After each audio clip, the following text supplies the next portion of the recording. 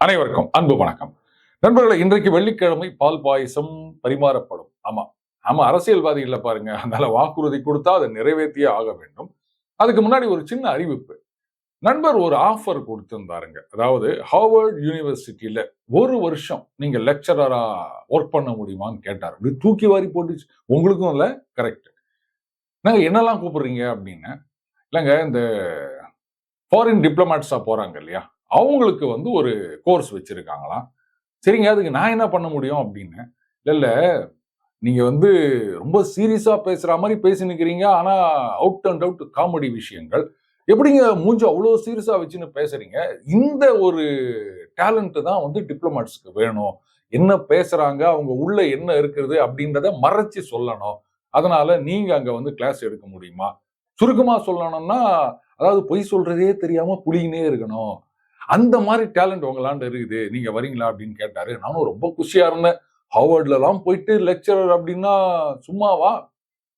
ஆனா ஒரு வாரத்துக்கு முன்னாடி, இல்லங்க, நாங்க வந்து அந்த லெக்சரர் போஸ்டையே அபாலிஷ் பண்ணிட்டோம் அப்படின்னாரு. ஏங்க அப்படின்னு கேட்டேன். இல்ல, அண்ணன் ராகுல் காந்தி அவர்களுடைய வீடியோ நிறைய அப்படியே சோசியல் மீடியால இருக்குதான். அதை பார்த்தாலே போதும் அப்படின்னு முடிவு பண்ணிட்டாங்களாம். நான் நம்புற மாதிரி இருக்குதா அப்படின்னு கேக்குறீங்களா? அட ஏங்க, இதே மாதிரி ஃபாரின் யூனிவர்சிட்டில இருந்து அப்பாயின்மெண்ட் அப்படின்ன உடனே பெரிய மீடியால பல வருஷங்கள் இருந்தவங்களே ஏமாந்து போயிறாங்க. நான் ஏமாற மாட்டேனா? சரி, அண்ணன் ராகுல் காந்தியை பார்த்து இந்த நாட்டுல ஏராளமான பேர் ஏமாறும் போது நான் சொல்றதை கேட்டு ஏமாறதுக்கு ஒரு 4 பேர் இருக்க மாட்டீங்களா? அந்த நம்பிக்கை தான். ரைட், இன்னைக்கு நிகழ்ச்சிக்கு போலாம். பாராளுமன்றத்துல வந்து ராகுல் காந்தி அவர்கள் தவறான தகவல்களை கூறுகின்றார். அதாவது இந்த பொய் சொன்னார் அப்படின்னு சொல்லக்கூடாதுங்க. அது ஒரு கன்வென்ஷன் அப்படின்னு வச்சுக்கோங்களேன். ஃபேக்சுவலி இன்கரெக்ட் அப்படின்னு சொல்லலாம், ஆர் இன்கரெக்ட் இன்ஃபர்மேஷன் சொல்லலாம். இப்படிதான் சொல்லணும். பாஜக தரப்புல குற்றச்சாட்டு கூறி வருகின்றனர். சுஷ்மா ஸ்வராஜ் அவர்களுடைய மகள், அவங்களும் வந்து எம்பி ஆயிருக்காங்க. அவங்களும் இதை பத்தி பேசியிருக்காங்க. என்னங்க, தவறான தகவல்களை எல்லாம் கூறுகின்றார், இதுக்கு வந்து நாங்க நடவடிக்கை எடுப்போம் அப்படின்லாம் சொல்லியிருக்காங்க.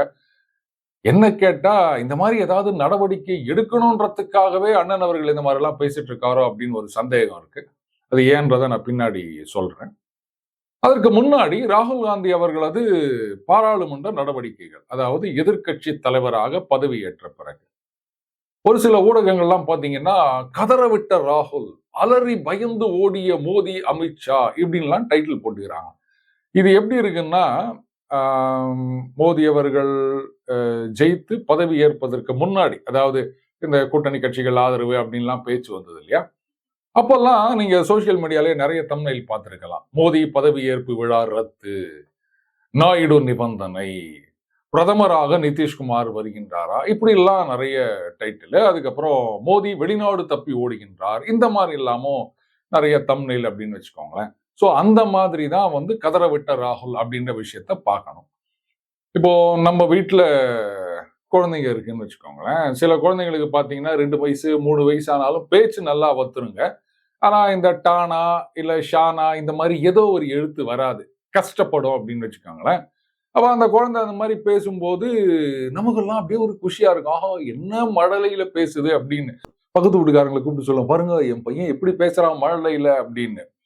அவங்களுக்கு வந்து ஆஹா ஆஹா அப்படின்னு சிரிச்சுட்டு பின்னாடி போயிட்டு, 3 வயசு ஆகுது, வார்த்தையே வரல அதுக்கு, இதை போய் அதுங்க கொண்டாடின்னு இருக்குதுங்க பாரு, என்ன வளர்த்து வச்சுக்குதுங்க இப்படின்னு சொல்லிட்டு போவாங்க. இதுக்காகத்தான் வள்ளுவர் கூட என்ன சொன்னாரு, குழலினிது யாழினிது என்பர் தம் மக்கள் மழலை சொல் கேளாதார். இதுல தம் மக்கள் அப்படின்றதுதான் ஆப்பரேட்டிவ் வேர்ட். அடுத்த குழந்தை மழலைய பார்த்தா நமக்கு வந்து அது ஆனந்தமா இருக்காதுங்க. ஐயே, இன்னும் அதுக்கு பேசவே தெரியல அப்படிதான் சொல்லுவோம். இதுதான் மனித சுபாவம். அதைத்தான் வள்ளுவர் தம் மக்கள் அப்படின்னு அழகா சொல்லியிருக்காருங்க. அந்த மாதிரி ராகுல் காந்தி அவர்கள் பேசினதெல்லாம் வந்து நமக்கு நாமே சந்தோஷப்பட்டுக்க வேண்டியது. ஆஹா, என்னமா அடிச்சு தோச்சு காய போட்டார் பார் பாஜகவை அப்படின்னு. ஆனா இது எப்படி இருக்குன்னா, செகண்ட் பேட்டிங் சிஎஸ்கே தோனி வந்து விளாசின மேட்ச் மாதிரி தாங்க இருக்குது. இவங்க முதல்ல பேசிடுவாங்க. அதுக்கப்புறமா பிரதமர் உரையில என்னோ என்ன நையாண்டி நக்கல் சர்க்காசம்னு சொல்றீங்க, மோடி அவர்களுக்கு முன்னாடி நான் ஒண்ணுமே கிடையாது, அப்படியே தோச்சு காய போட்டார் அப்படின்னு தான் சொல்லணும்.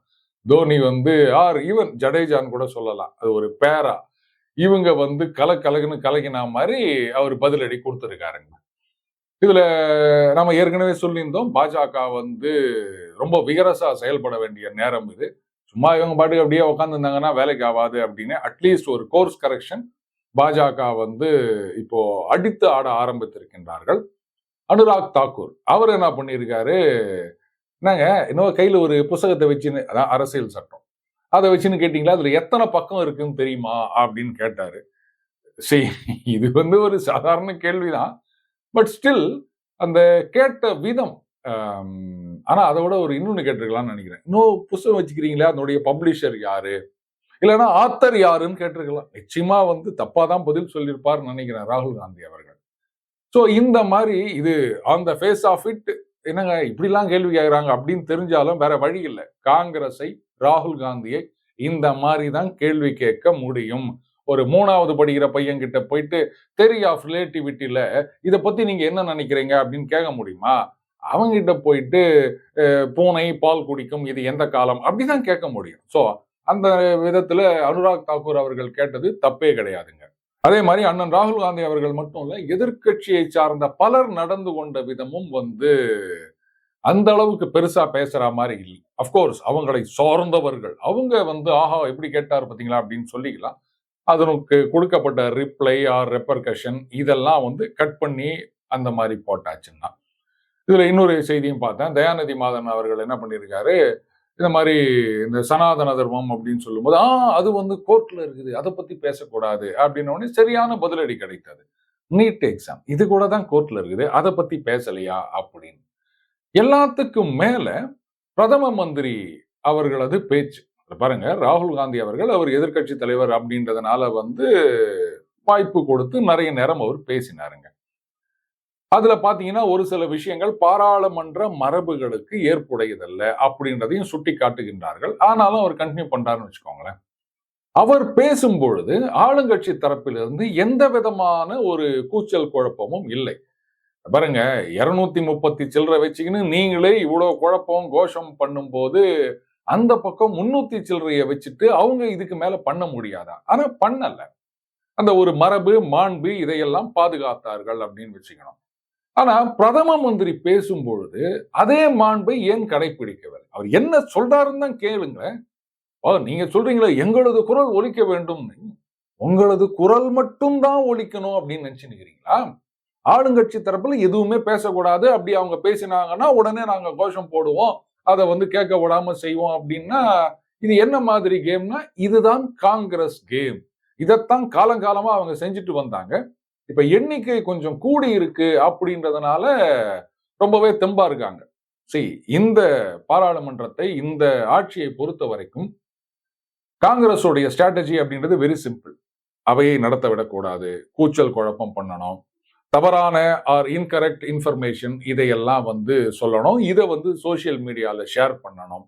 அதுக்கப்புறம் ஆளுகின்ற பாஜக அரசு எந்த ஒரு திட்டத்தையும் செயல்படுத்த விடாமல் முடக்கி போட வேண்டும். அவங்களா வந்து ஐயா சாமி போதுண்டா அப்படின்னு கையை விரிச்சிட்டு போற வரைக்கும் இதே தாக்குதலை தொடர வேண்டும். இதுதான் காங்கிரஸுடைய ஸ்ட்ராட்டஜியாக இருக்க போகின்றது. ஆனால் இவங்க பண்ற பெரிய தப்பு என்னன்னா, கடந்த 14, 19க்கு அப்புறம் பாத்தீங்கன்னா அப்கோர்ஸ் காங்கிரஸுக்கு அந்த அளவுக்கு ஸ்ட்ரென்த் இல்லை, எதிர்கட்சிகள்கிட்டையும் அந்த அளவுக்கு ஸ்ட்ரென்த் இல்லை, அதனால ரொம்பவே சப்டியூடா இருந்தது. இருந்தாலும் ஏராளமான எதிர்கட்சி தலைவர்களுக்கு பேசுவதற்கு, ஆட்சியை எதிர்த்து பேசுவதற்கு வாய்ப்பு அளிக்கப்பட்டது. அதையெல்லாம் வந்து அவங்க ஆதரவாளர்கள் சோசியல் மீடியால பாத்தீங்களா எப்படி வந்து பேசியிருக்காங்க அப்படின்லாம் ஷேர் பண்ணியிருந்தாங்க. இதை நம்ம நிறைய பார்த்திருக்கோம். இப்போ என்ன ஆகி போச்சுன்னு கேட்டீங்கன்னா, அந்த நம்பர் இன்க்ரீஸ் ஆன பிறகு ஆரம்பத்திலேருந்து பயங்கரமான ஒரு அஃபென்சிவ் கேம் ஆட ஆரம்பிச்சிருக்காங்க. காங்கிரஸ் ரொம்ப ரொம்ப அஃபென்சிவா போக ஆரம்பிச்சிருக்காங்க. இதுதான் பாஜகவுக்கு ஒரு விதத்துல அட்வான்டேஜ்னு நான் சொல்லுவேன். ஏன்னா இவங்க கடந்த 2 முறை மாதிரி சப்டியூடா இருந்தாங்கன்னா பாஜக அதுக்கு மேல சப்டியூடா, கிராமத்துல சொல்லுவாங்க செத்தவன் கையில வெத்தலை பாக்கு குத்தா மாதிரின்னு, அப்படித்தான் இருந்திருப்பாங்க. இப்ப இவங்க இந்த மாதிரி ஆடுறாங்கன்னும் போது அதற்கு ஈடு கொடுத்து ஆட வேண்டியது அப்படின்னு உசுப்பேத்தி விட்டாங்க பாஜகவை. வேற ஒண்ணும் கிடையாதுங்க. சும்மா இருந்தவங்களை சொரிஞ்சு விட்டுட்டாண்டா அப்படின்னு கவுண்டமணி அவர்கள் சொல்வார்ல, அந்த மாதிரி தான் பண்ணியிருக்காங்க. சோ இந்த கேமை வந்து பாஜக கையில் எடுக்க ஆரம்பிச்சிட்டாங்க. இனி வருகின்ற காலங்களில் இவங்களோட பயங்கரமா அவங்க ஆடுவாங்க அப்படின்றதுல சந்தேகம் கிடையாது. சோ பாஜக வந்து மறுபடியும் ஃபார்முக்கு வந்து ஒரு அஃபென்சிவ் கேம் பக்காவா ஆட ஆரம்பிச்சாங்க அப்படின்னு சொன்னா அண்ணன் ராகுல் காந்தி அவர்களுக்கு தான் அவங்க வந்து தேங்க்ஸ் சொல்லணும். அடுத்தது ஏதோ உள்நோக்கத்துக்காகவே ராகுல் காந்தி அவர்கள் பேசுறாரா அப்படின்னு நான் சொல்லியிருந்தேன். காரணம் என்னன்னு கேட்டீங்கன்னா, ராகுல் காந்தி ஒரு இடத்துல பேசும்போது சொல்றாரு, என் மூட்டை புடிங்கலாங்கோ அப்படின்னு. இது என்ன மாதிரியான ஒரு பேச்சுன்னு எனக்கு புரியல.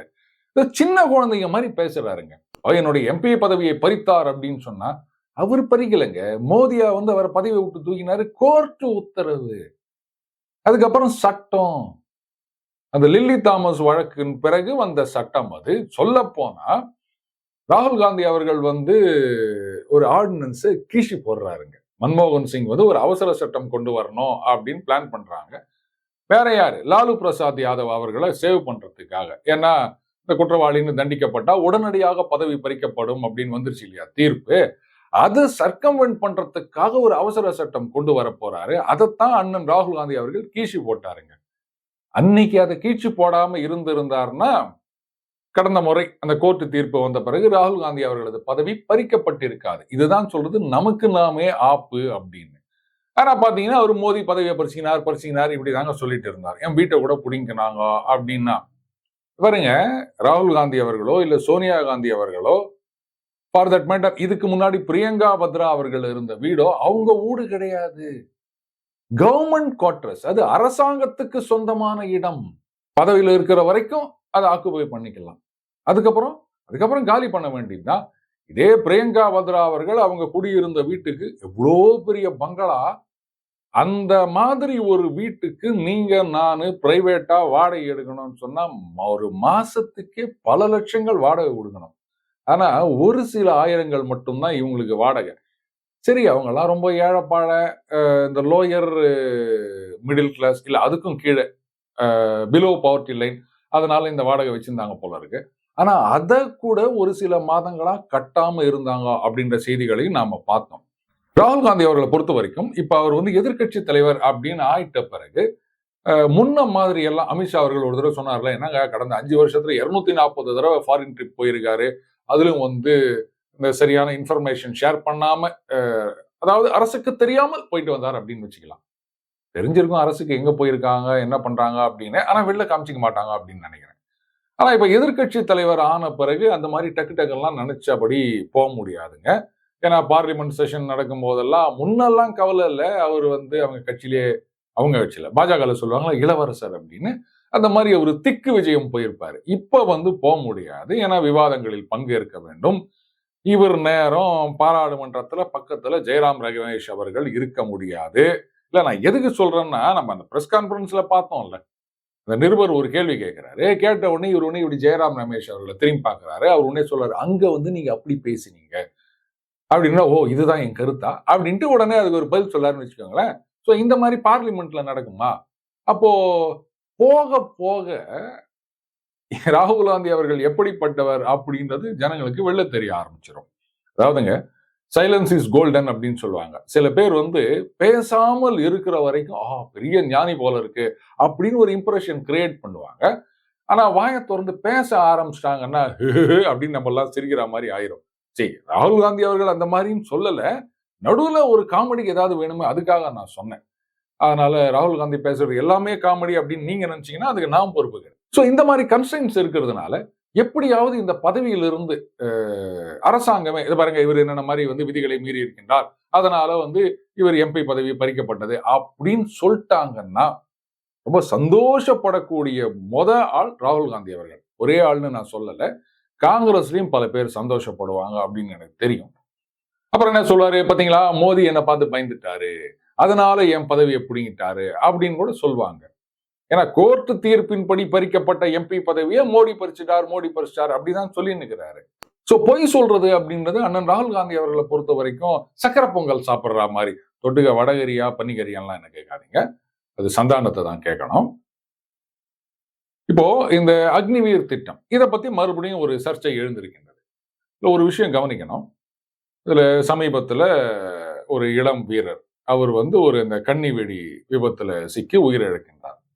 அந்த அக்னிவீர் ராணுவ வீரர், அவருக்கு வந்து அரசாங்கத்திலிருந்து இழப்பீடு கொடுக்கவில்லை இப்படின்னு ஒரு குற்றச்சாட்டு. அந்த பக்கம் அது பஞ்சாப்ல இருக்கவர் போல இருங்க, அங்க காங்கிரஸ் கட்சியை சார்ந்த ஒருத்தர் போயிட்டு பாத்தீங்களா அரசாங்கம் சைட்ல இருந்து ஒண்ணுமே கொடுக்கலன்னு. இதுல ராஜ்நாத் சிங் அவர்கள் சொல்லியிருக்காரு, இல்ல 98 லட்சம் வந்து ஏற்கனவே கொடுக்கப்பட்டு விட்டது, இன்னும் 65 லட்சம்னு நினைக்கிறேன். அது வந்து ஒரு சில ப்ராசஸ் நடந்துட்டு இருக்கு, அது முடிஞ்ச பிறகு கொடுக்கப்படும் அப்படின்னு. சரி, அரசாங்கத்தை பொறுத்த வரைக்கும் எந்த ஒரு இழப்பீடுனாலும் அதுக்குன்னு சில ப்ரொசீஜர் இருக்குங்க. இன்னைக்கு ஹிந்து பத்திரிகையில பாருங்க, மிக்ஜாம் புயலில் பாதிக்கப்பட்ட ஒரு சிலருக்கு இன்னும் நிவாரணம் வழங்கப்படவில்லை அப்படின்னு செய்தி வந்திருக்கின்றது. இதுக்கு என்ன சொல்ல போறீங்க? சோ அது முடிஞ்ச பிறகு இந்த பணத்தை செட்டில் பண்ணுவோம் அப்படின்னு சொல்லியிருக்காங்க. அதுவும் விரைவிலேயே நடக்கும்னு சொல்லியிருக்காங்க. சார், கன்னிவெடியில உயிரிழந்தவருக்கு என்ன போலீஸ் வெரிஃபிகேஷன் அப்படின்னு கேட்கலாம். என்ன பண்றது? காலங்காலமா கவர்மெண்ட்ல ப்ரொசீஜர் அப்படின்றது இப்படித்தான் ஃபாலோ பண்ணிட்டு இருக்காங்க. ரைட், அது இருந்துட்டு போட்டோம். இப்ப பாத்தீங்கன்னா மிட்டாய் மாமாக்கள் டபாலு களத்துல குதிச்சுட்டாங்க. அவங்க என்ன சொல்றாங்கன்னா, இந்த 98 லட்சம் அப்படின்றது இன்சூரன்ஸ் கம்பெனி கொடுத்த காசு, அரசாங்கம் கொடுக்கல அப்படின்னு. பாருங்க, நாளைக்கே வந்து அரசாங்கமே அந்த பணத்தை கொடுத்திருந்தாலும் உடனே என்ன சொல்லுவாங்க, அது மினிஸ்ட்ரி ஆஃப் டிஃபென்ஸ் கொடுத்த காசு, கவர்மெண்ட் கொடுக்கல அப்படின்னு சொல்லுவாங்க போல இருக்குது. அப்படி வந்து மினிஸ்ட்ரி ஆஃப் டிஃபென்ஸ் அப்படின்றது கவர்மெண்ட் ஆஃப் இந்தியா தானே அப்படின்னு நீங்க கேள்வி கேட்டீங்கன்னா, இதெல்லாம் நம்முடைய வரிப்பணம், நாங்க உழைச்சி கட்டின ஜிஎஸ்டி, அதுல இருந்து தான் எடுத்து கொடுத்தாங்க அப்படின்னு சொல்லுவாங்க. ஏன்னா பாஜக அப்படின் போது இப்படித்தான் பேசுவாங்க மிட்டாய் மாமாக்கள். அதை ஒன்றும் பண்ண முடியாது அப்படின்னு வச்சுக்கோங்களேன். இப்ப என்னுடைய கேள்வி என்னன்னா, மொத்தம் 1,63,00,000 ரூபாய் அப்படின்னு சொல்றாங்க மொத்த இழப்பீடு. இத இன்சூரன்ஸ் கம்பெனி கொடுக்குது அப்படின்னா, அந்த குரூப் இன்சூரன்ஸ்க்கான பேமெண்ட்டை யார் பண்றாங்க? கவர்மெண்ட் ஆஃப் இந்தியா தானே. அது இன்சூரன்ஸ் கம்பெனி மூலமா வந்தா என்ன, இல்ல வந்து பிரைம் மினிஸ்டர் ரிலீஃப் ஃபண்ட்ல இருந்து வந்தா என்ன, இல்ல பிஎம் கேர் ஃபண்ட்ல இருந்து வந்தா என்ன, இல்ல மினிஸ்ட்ரி ஆஃப் டிஃபென்ஸ் அவங்க பணத்துல இருந்து வந்தா என்ன? இந்த மாதிரி ஒரு ராணுவ வீரர் உயிரிழந்தால் அவருக்கு இவ்வளவு கொடுக்கப்படும்னா கொடுக்குறாங்க, முடிஞ்சு போச்சு. எங்க இருந்து கொடுத்தா உங்களுக்கு என்ன வந்தது? இப்படி ஒவ்வொரு விஷயத்திலும் இப்படித்தான் வந்து அப்படி இந்த ஸ்பிளிட்டிங் த ஹேர் அப்படின்னு சொல்லுவாங்க. இந்த மாதிரி நோண்டி நோண்டி பார்க்கிறது மத்திய அரசாங்கம் சம்பந்தப்பட்ட விஷயங்கள்ல மட்டும்தான். மாநில அரசாங்கம் சம்பந்தப்பட்ட விஷயங்கள்ல வாயே திறக்க மாட்டாங்க இந்த மிட்டாய் மாமாக்கள். இந்த என்பிஎஸ்னு ஒண்ணு வந்திருக்கு இல்லையா, நியூ பென்ஷன் ஸ்கீம். இப்ப பாத்தீங்கன்னா இந்த பென்ஷன் அப்படின்றது அரசாங்கம் கொடுப்பதா அப்படின்னா அப்படி சொல்ல முடியாது.